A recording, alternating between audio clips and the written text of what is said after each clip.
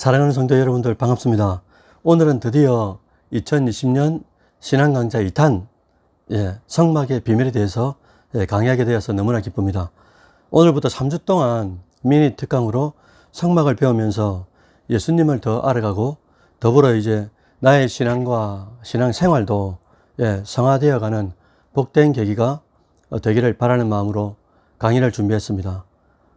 귀한 시간을 주셨으니까 각자마다 유용한 시간을 만드시는 귀한 성도님들 되시기를 축복합니다. 기도드리면서 시작하겠습니다. 존귀하신 하나님 아버지, 오늘부터 신앙강좌 2탄 성막의 비밀에 대하여 저희들을 또 배우게 하시니 너무나 감사합니다. 이 배움을 통하여 예수 그리스도를 더 깊이 알게 하시고 또한 나의 신앙생활을 뒤돌아보며 또한 교회를 어떻게 세워나가야 되는지 함께 배우며 함께 깨닫는 귀한 시간 될 수 있도록 주님께서 붙잡아 주시옵소서. 마치는 시간까지 주님 주관해 주시고 우리의 유일한 중보자 되시는 예수님의 이름 받들어 간절히 기도드리옵나이다. 아멘. 여러분들 반갑습니다. 오늘은 성막 강의 첫 시간이잖아요. 그래서 오늘 배울 내용을 소개시켜 드리겠습니다. 보시면은 5가지 정도가 되겠는데요. 첫 번째는 성막이란 무엇인가? 두 번째는 성막을 배워야 하는 이유. 이게 몇 가지가 있습니다. 그리고 세 번째는 성막의 변천사. 성막이 어떻게 변천되어 왔는지. 그리고 지금은 성막이 무엇이 되어 있는지, 앞으로는 무엇이 되는지 그걸 배우고요. 그 다음에 성막의 형태에 대해서 성막을 무엇으로 만들었는지, 성막이 언제 완성되었는지, 그것도 성막이 어디에 위치하고 있었는지, 그리고 성막의 크기는 어떠한지 라는 것들을 함께 배우게 되겠습니다. 마지막으로 성막의 울타리와 그리고 성막에 들어가는 이 문, 여기까지 오늘 이제 배우도록 하겠습니다. 먼저 성막이란 무엇인가? 여러분, 우리가 어떤 물건을 사용하다가 고장이 나잖아요. 그럼 어떻게 합니까? 서비스 센터를 찾아가거나 그걸 만든 사람한테, 만든 회사에 이제 그 AS를 받는 것 아니겠습니까? 사람도 마찬가지인 거예요. 타락한 죄인이 회복되는 길은 오직 창조주 하나님을 반드시 만나야 된다는 겁니다. 우리가 3주 동안 성막 공부를 하면서 가장 중요한 구절이 하나 있습니다. 그게 뭐냐니까 출애굽기 25장 8절인데요. 한번 보시겠습니까? 내가 그들 중에 거할 성소를 그들이 나를 위하여 짓되. 아멘. 하나님께서는 이렇게 말씀하신 이유가 무엇일까? 단 하나입니다. 그들 중에 거하겠다는 거예요. 선악과를 먹음으로 타락하여 죄인된 인간에게 가장 큰 형벌이 뭐겠습니까? 이전처럼 하나님을 만날 수 없다는 것 아니겠어요? 또한 스스로 하나님을 찾아갈 수도 없게 된 거예요. 그리고 하나님께서 친히 찾아오시지 않으시면 우리는 하나님을 만날 수 없게 된 거죠. 그래서 하나님은 은혜라는 방법으로 우리에게, 죄인에게 먼저 만나 주셨다라는 겁니다. 그래서 이 세상 사는 어떤 사람이라도 예외 없습니다. 가장 중요한 일은 삼위 하나님을 만나는 것이다. 그리고 예수님을 믿는 것이다. 그리고 성령님과 평생토록 육체로 사는 동안에 교감하며 사는 것 아니겠습니까? 이것보다 더 이상 중요한 일은 있을 수 없고 있어서도 안 되는 거죠. 삼위 하나님과 그분을 알기 위해서 우리는 성막을 알아야 된다. 그래서 성막이란 무엇인가 라는 것을 제가 한번 요약해 봤습니다. 보시면 첫 번째 뭡니까? 성막이라는 것은 미식한이라고 해서 하나님이 거하신다, 드웰링의 목적을 둔 단어죠. 그 다음에 두 번째는 성막은 죄인을 하나님이 만나 주시는 곳, 미팅하시는 곳이다. 그리고 세 번째는 만나서 뭐 합니까? 희생을 통해, 짐승의 혹은 제물의 희생을 통해서 죄를 사함 받는 회복의 장소다.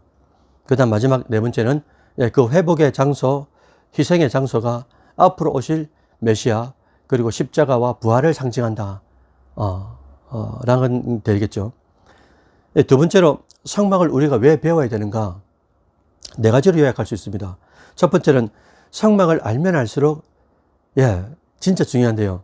예수님을 알게 됩니다. 진짜입니다. 그래서 여러분들 잘 아시는 것처럼 하나님은 예수님을 증거한다고 성경이 말씀하셨죠. 그리고 성령님도 예수님을 증거한다고 말씀하셨어요. 예수님 자신도 예수님 자신을 증거한다고 말씀하셨습니다. 거기다가 교회도 예수님을 상징하고 성경도 예수님을 상징한다고 말씀해 주셨어요. 증거한다고.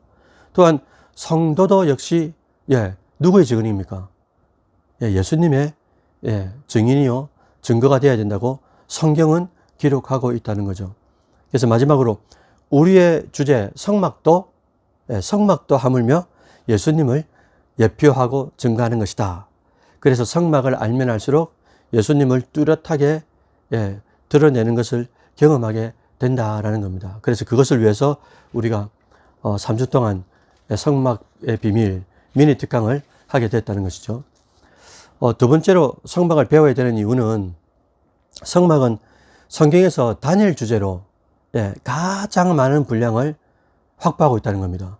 출애굽기에 13장, 레위기에 18장, 그 다음에 민수기에 13장, 그 다음에 신명기에 2장, 신약에 와서도 히브리서에서도 2장, 많이 전체 합치면 50장 이상이 되는데 이렇게 50장 이상을 신구약에서 할애하면서까지도 성막에 대하여 직접적으로 논하고 있다는 거죠.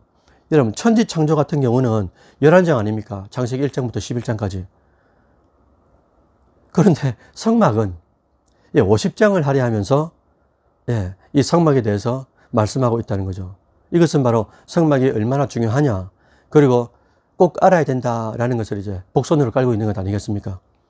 세 번째로 성막을 공부해야 되는 이유는 성막을 공부하면 할수록 인본주의와 신본주의를 정확하게 분별할 수 있게 된다는 거죠.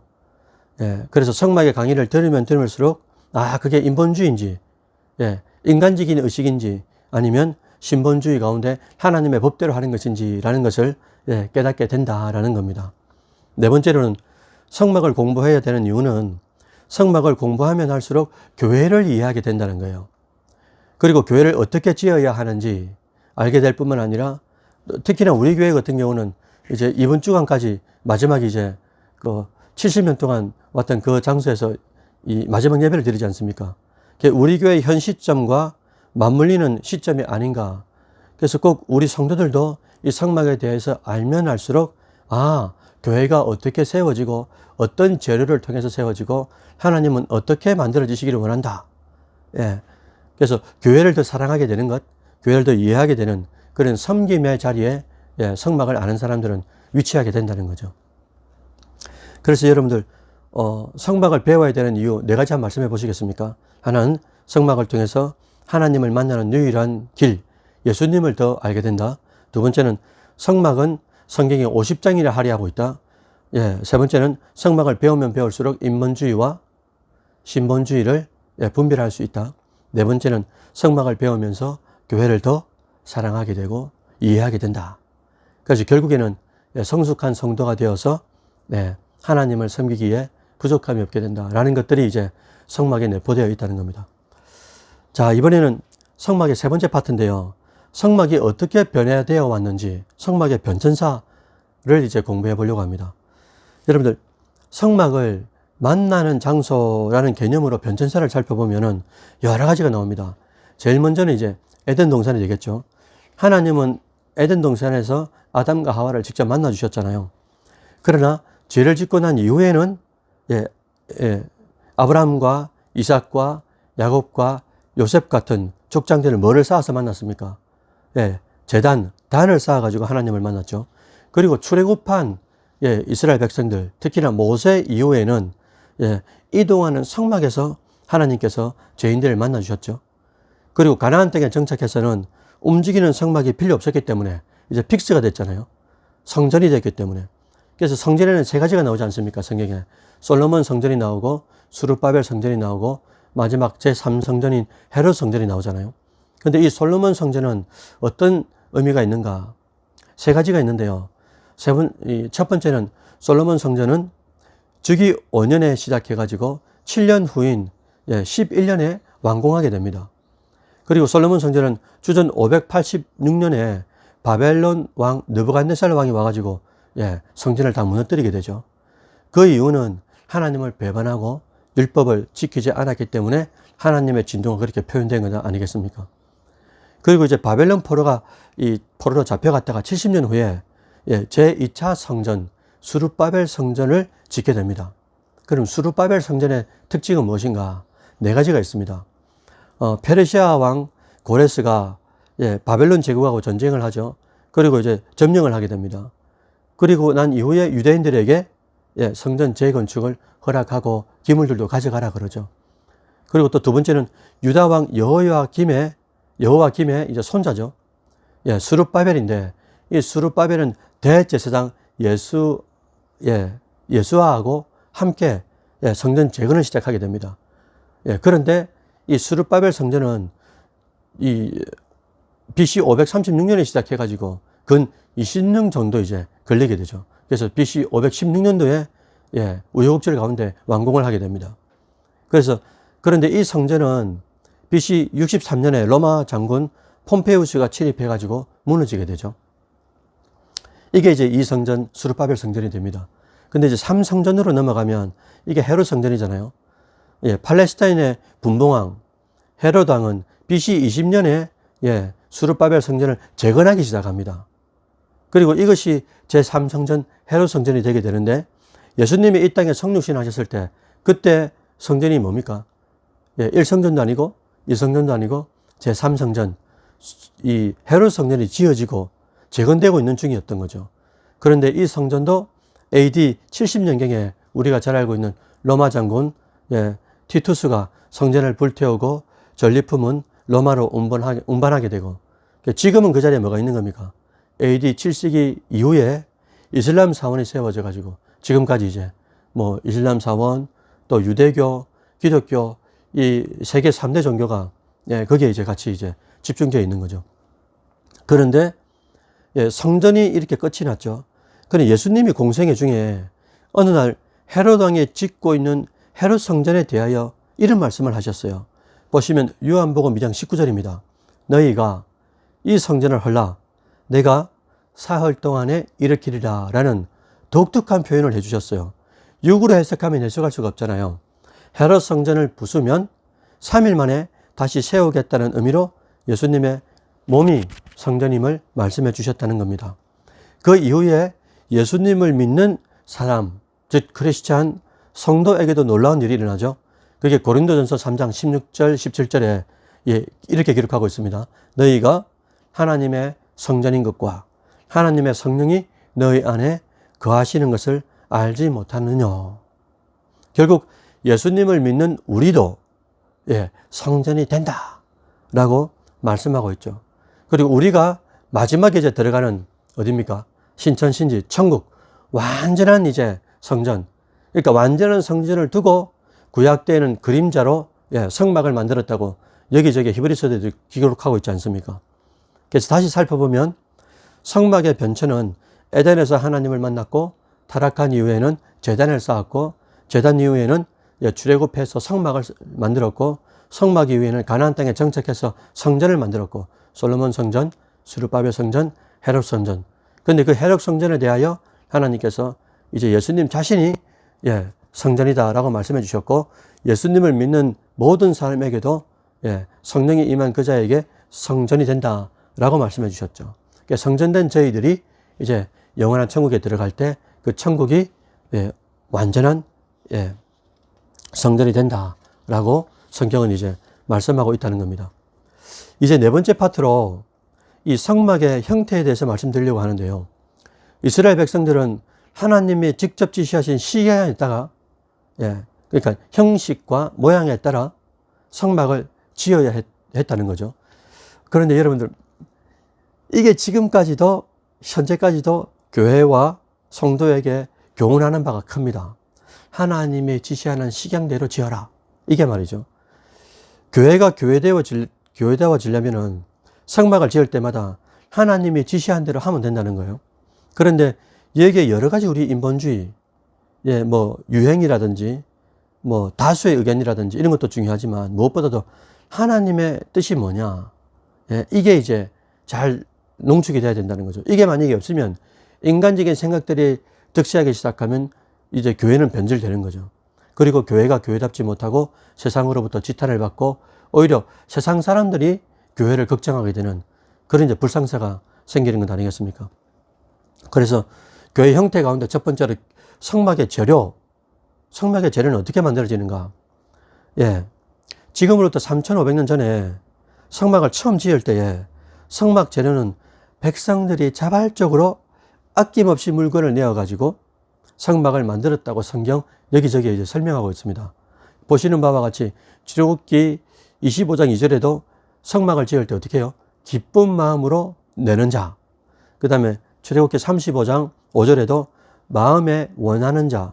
그 다음에 35장 21절에도 마음에 감동된 자와 자원하는 모든 자들이 드린 예물로 성막을 지어라. 이렇게 이제 기록하고 있다는 거예요. 결국에는 성막의 재료는 무엇이냐? 백성들의 자원하고 기뻐하는 즐겨드리는 이 마음, 그리고 이 마음으로부터 비롯된 그 결과물이 뭡니까? 헌물이죠. 그 헌물들을 가지고 하나님은 하나님께서 거하실 성막을 짓겠다. 우리의 자발적이고 자원하고 기뻐하는 그 마음이 성막을 짓는 초석이 된다라는 겁니다. 우리 교회도 마찬가지죠. 우리 교회도 재건축을 할 때에 제일 중요한 게 뭐겠습니까?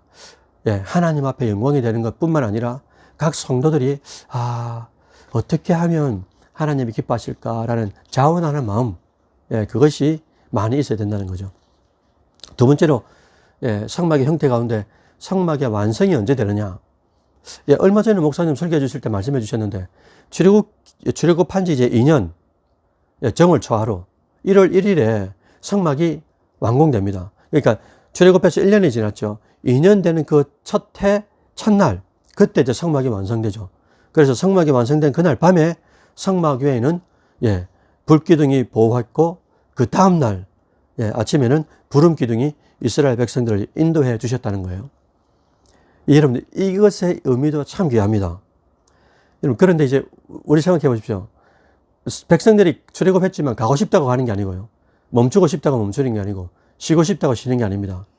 뭡니까? 구름 기둥이 떠오르면 가야 되는 거예요. 그리고 멈추면 서는 겁니다. 이것을 지금으로 적용하면은 우리가 어떻게 신앙과 생활을 할 것인가 할 때 성령의 감동 감화가 없으면 안 된다는 거죠. 그래서 성령께서 주시는 감동 감화에 따라 우리가 움직여야 된다라는 겁니다. 그래서 우리가 이런 찬양이 있잖아요.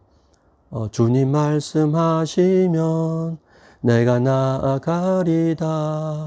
주님 뜻이 아니면 내가 멈춰서리라. 뭐랬습니까?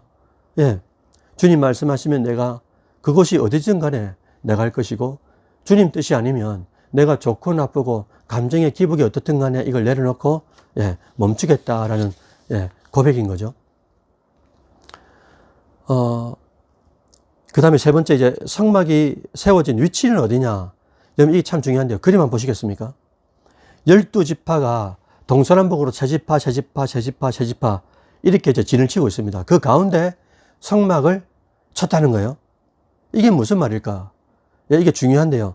우리 출애굽한 이스라엘 백성들, 광야에 있는 이스라엘 백성들, 우리 인생으로 따지면 모든 인생의 중심은 성막이 되어야 된다라는 거죠. 우리 삶의 중심도 뭐냐라고 물으면 우리의 일생의 편안함입니까? 아니, 우리의 성공과 명예 이런 게 아니잖아요. 우리 삶의 중심도 반드시 하나님과 만나는 것, 하나님과 만나는 장소가 되어야 하는 성막이 되어야 된다. 뭐 교회일 수도 있고, 그 다음에 내가 성전이 되었으면 내가 하나님 앞에 코란도의 신앙을 가지고 살아가는 그 현장, 그곳에서 최선을 다해서 하나님을 만나야 된다는 거죠. 그리고 네 번째는 성막의 형태 가운데 성막의 크기입니다. 이 그림을 잘 봐주십시오. 성막의 크기인데요. 가로는 50m입니다.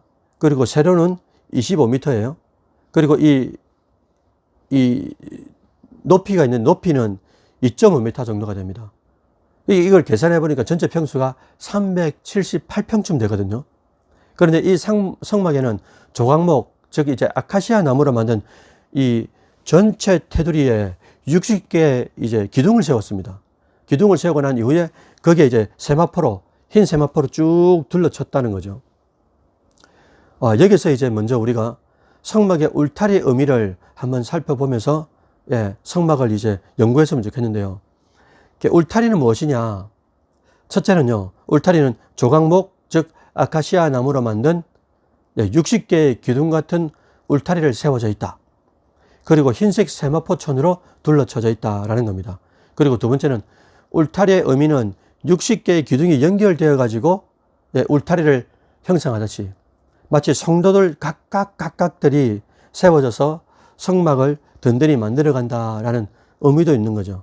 그런 의미에서 우리 온천제일교회 또 이제 여러 교회들도, 지상에 존재하는 교회들도, 우리 성도들도 그렇게 각각의 굳세어지는, 그래서 하나님 앞에 바로 선 이들이 함께 만든 이 공동체가 바로 교회가 된다라는 겁니다.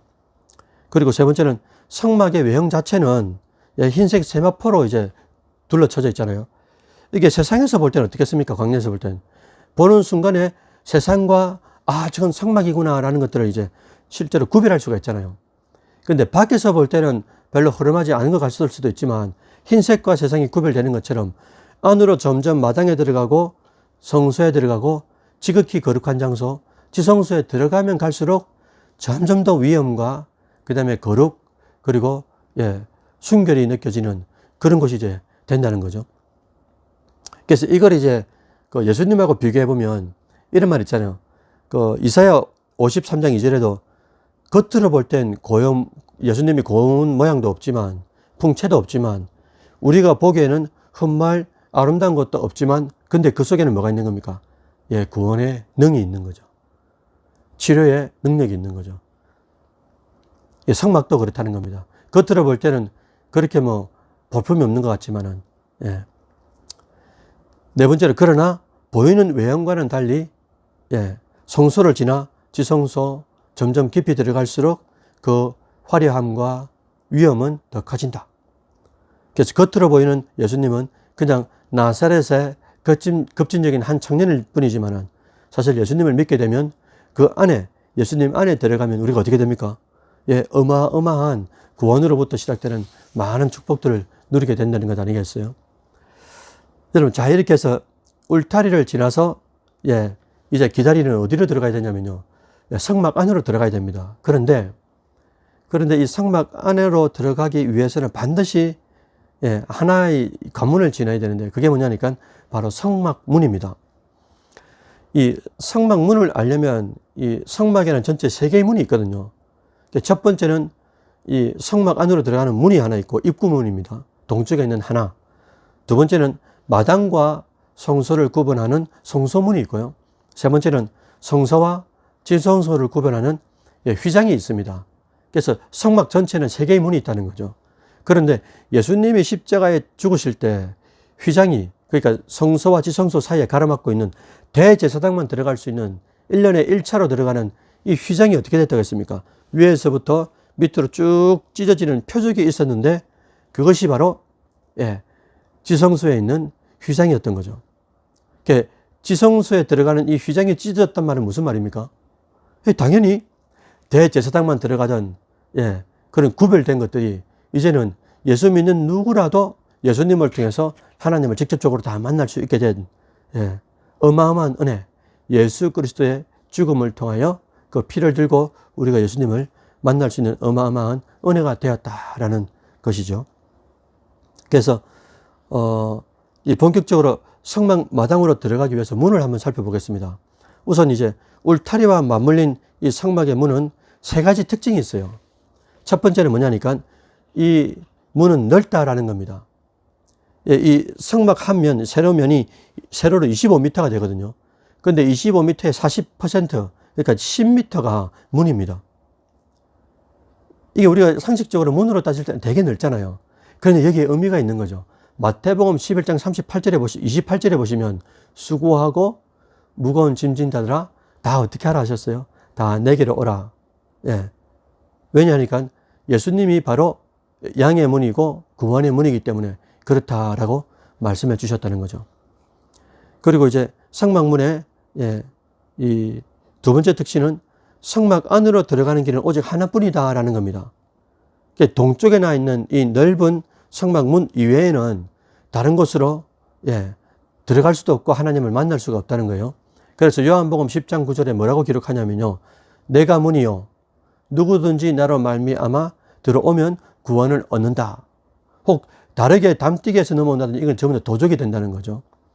그 다음에 성막문의 세 번째 특징은 이것도 신기한데 열릴 때가 있고 닫힐 때가 있다라는 것을 기억해란 말입니다. 이게 좀 경각심이 되는 거죠.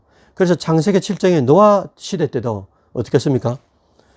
노아의 방주의 문이 열릴 때가 있었지만은 결국에는 어떻게 됩니까? 120년 이후에 이게 이제 닫히게 되는 거죠.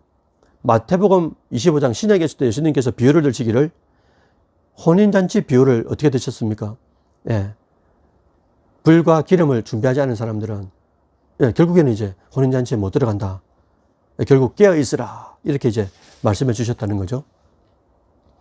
그리고 성막문의 네 번째 특징은 들어갈 때와 나올 때가 다르다는 거예요. 이걸 가만히 생각해 보십시오. 성막문에 들어갈 때는 나 혼자 못 들어갑니다. 저희는 혼자 못 들어갑니다. 들어갈 때는 반드시 짐승을, 희생양을 데리고 들어가야 되죠. 그러니까 들어가서 나올 때는요, 혼자 나오죠. 그런데 들어갈 때는 죄인이 돼서 들어가지만은 나올 때는 용서받은 의인이 돼서 나오는 것 아닙니까? 그래서 들어갈 땐 죄인이 되어 들어가지만 나올 때는 용서받은 기쁨을 가지고 나온다. 왜요? 같이 들어갔던 이 짐승이 하나님이 받으시는 안수된 제물이 되어가지고 이 제물을 하나님께서 받으시고 우리의 죄를 용서해 주셨다라는 거죠. 그래서 구원의 유일한 문이 되시는 예수님을 만나면 우리는 어떻게 된다는 의미입니까? 죽어있던 영혼이 살아날 뿐만 아니라 나를 위해서 살던, 내 성공을 위해서 살던 이제 인생의 목적이 하나님의 뜻과 하나님의 목적과 하나님의 나라를 위해서 살아가는 거룩한 변화. 들어갈 때가 나올 때가 다른 것처럼 예수 믿을 때와 안 믿을 때가 이렇게 좀 변화와 성화에 달라지는 사람이 된다라는 거죠. 그래서 성막문에 대하여 이제 다시 여러분들 한번 리마인드 해 보십시오. 성막문의 특징은 네 가지다. 성막문은 넓다. 성막문은 유일한 문이다. 성막문은 닫힐 때가 있다. 그리고 성막문은 들어갈 때와 나올 때 다르게 거룩한 변화를 일으켜서 나오게 된다. 사랑하는 성도 여러분들, 오늘 말씀 전체를 한번 요약해 볼까요? 성막은 무엇인가? 라고 물으면 하나님을 만나기 위한 장소다. 그리고 하나님을 만나려면 반드시 예수 그리스도를 믿어야 되는데, 그러니까 성막은 예수 그리스도를 전체 예표하고 있는 견본이다, 그림자다 라고 이제 말씀할 수가 있습니다. 또한 성막의 변천에 대해서 우리가 배웠고요. 그리고 성막의 왜 배워야 되는지 네 가지 이유를 우리가 또 살펴봤습니다. 그리고 또 성막의 형태, 성막의 재료가 뭔지, 성막의 위치, 성막이 언제 완성되었는지, 그리고 성막의 크기는 어떻게 되는 것인지 우리가 배웠고요. 그리고 성막의 이제 이 울타리가 어떻게 조성되는지, 그리고 성막의 문은 어떤 의미가 있는 것인지 라는 것들을 오늘 이제 배우게 됐어요. 특히는 이제 울타리를 통해서 성도들의 연합을 해야 된다라는 교훈을 받았고, 또한 울타리와 문도 결국 누굴 상징한다고요? 예수 그리스도, 우리의 유일한 구원자여 중보자 되시는 그분을 상징한다. 그래서 성막을 알면 알수록 예수님을 더 알게 된다. 그래서 오늘은 우리가 성막의 전반적인 이제 형태, 모양, 그리고 성막 안에 들어가기 직전까지 문까지 배웠습니다. 다음 주간에는 저희들이 이제 성막 뜰 안에 있는 번제단과 물두멍, 또 성소 안에 있는 것, 또 지성소 안에 있는 것, 이렇게 점차적으로 하나씩 배워가도록 하겠습니다. 여러분들, 어쨌든 성막이라는 것을 좀 이렇게 안 배우면 모르는 거잖아요. 그런데 배우면 심플합니다. 그래서 성막은 바로 예수 그리스도다. 예수 그리스도를 통해서 하나님을 만나게 된다. 그 하나님을 만나면 만날수록 하나님이 어떤 본심과 의중을 가지고 있는지 성막을 통해서 우리가 알게 되기 때문에 그 알을 가지고, 지식을 가지고 하나님 앞에 순수한 영광을 올려드릴 수 있는 모든 성도 여러분들 되시기를 주의 이름으로 축원드립니다. 제가 잠시 기도하고 마치겠습니다. 사랑의 하나님 아버지, 너무나 감사합니다. 무더운 여름이 시작되면서 또 신앙강좌 2탄 성막의 비밀에 대하여 또 배울 수 있는 모든 여건을 허락하여 주시니 하나님 너무나 감사합니다. 배울 수 있을 그때가 기회인 것을 깨달아 더욱더 잘 배워서 겸손하여 하나님 앞에 귀하게 쓰임받을 수 있는 모든 권속들 되어질 수 있도록 주님께서 붙잡아 주시고 이 성막을 통하여 하나님의 의중과 본심을 알고 예수 그리스도를 더욱더 잘 배워가고 또 잘 닮아가는 성화의 사람이 되어질 수 있도록 주님께서 함께하여 주옵소서. 예수님의 이름으로 기도드립니다. 아멘. 한 주간 동안 평안하십시오. 감사합니다.